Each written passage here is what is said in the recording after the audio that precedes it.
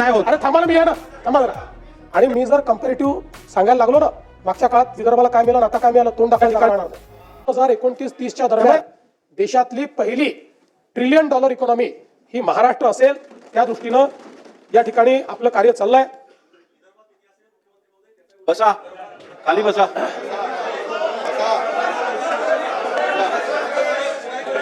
असं आहे, एक मिनिट, खाली बसा, खाली बसा. हो, असं नाही चालत. सभागृहात असं काम नाही होत. अरे थांबा ना, मी आहे ना, थांबा जरा. अहो खाली बसा, असं काय करताय तुम्ही? तुम्ही पहिल्यांदा निवडून आलेला आहात, त्यामुळे तुम्हाला या सभागृहाची शिस्तही माहिती नाही, या सभागृहाचा डिकोरमही माहिती नाही. त्यामुळे या सभागृहामध्ये ज्यावेळी खाली बसा. या सभागृहात ज्यावेळी मुख्यमंत्री किंवा सभागृहाचे नेते बोलतात तो एक शिस्त असते. आणि मी जर कंपॅरेटिव्ह सांगायला लागलो ना, मागच्या काळात विदर्भाला काय मिळालं आता काय मिळालं, तोंड दाखवायला जागा राहणार नाही. त्यामुळे प्रत्येक गोष्टीत राजकारण करायचं नाही, लक्षात ठेवा. अध्यक्ष महोदय, आपण जर बघितलं तर सरकारच्या आर्थिक स्थितीच्या संदर्भात देखील अनेक प्रश्न निर्माण करण्यात आले. खरं म्हणजे मी असं म्हणणार नाही की बाबा आपल्या तिजोरीत खूप पैसे आहेत, पण मी एवढं निश्चितपणे सांगू शकतो की देशाच्या मोठ्या राज्यांच्या अर्थव्यवस्थेचा विचार केला तर आजही सर्व निकषांवर पात्र होणारी अर्थव्यवस्था ही महाराष्ट्राची अर्थव्यवस्था आहे. आणि आपण जर बघितलं तर राज्याच्या विकासाकरता कर्ज उभारावंच लागतं. प्रत्येक राज्य ते उभारतो आणि त्यामध्ये रिझर्व्ह बँकेने आणि FRBMने आपल्याला राज्याच्या स्थूल उत्पन्नाच्या 25% कर्ज उभारण्याची परवानगी दिली आहे. 25%च्या वर जर आपण गेलो तर मात्र अर्थव्यवस्था कुठेतरी अडचणीत आली असा त्याचा अर्थ होतो.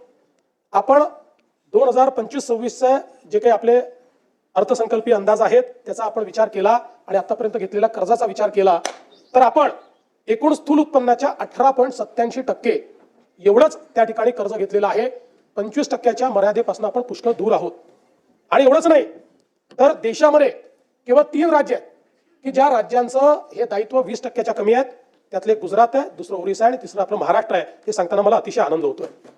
दुसरं असं आहे की राजकोषीय उत्तरदायित्वाच्या अंतर्गत आपण राजकोषीय तूट फिस्कल डेफिसिट हे 3%च्या आतमध्ये ठेवणं गरजेचं आहे.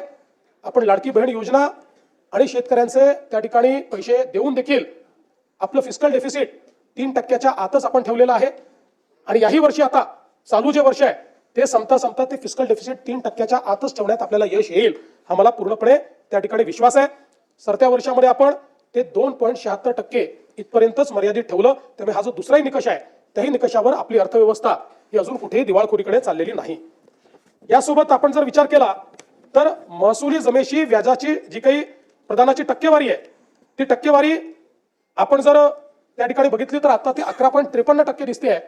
पण मागच्या वर्षीचे जे ऑडिटेड आपल्याकडे स्टेटमेंट्स आले आहेत त्यात ती 9.38% एवढीच आहे. त्यामुळे याही निकषावर आपण निश्चितपणे कुठेही मागे पडलेलो नाही. आणि हे सगळं करत असताना कदाचित एक आपल्या मनात येऊ शकतं की राज्याने भांडवली गुंतवणूक कमी केली आहे का, तर मला सांगताना यातही आनंद वाटतो.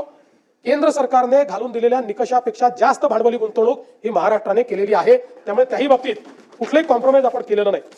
एवढंच नाही तर राजकोषीय उत्तरदायित्व विधेयकाच्या जे काही कलम 9 आहे, नियम 9, त्याचे जे काही मानक आहेत या संदर्भात जे आपल्याला बजेट एस्टिमेटचे मंथली सिव्हिल अकाउंट्स तयार करावे लागतात, CAGच्या माध्यमातून जे तपासले जातात, यातही आपण ऋणेतर जमा रक्कम अर्थसंकल्पीय अंदाजाच्या 40% पेक्षा जास्त अट पूर्ण केली.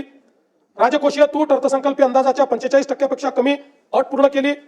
आणि महसुली तूट अर्थसंकल्पीय अंदाजाच्या 45% पेक्षा कमी ही पण अट आपण पूर्ण केलेली आहे. त्यामुळे CAGने घालून दिलेल्या ज्या तिन्ही अटी आहेत त्या त्यांच्या रिपोर्टमध्ये देखील आल्या आहेत, त्या देखील आपण या ठिकाणी पूर्ण केली आहे.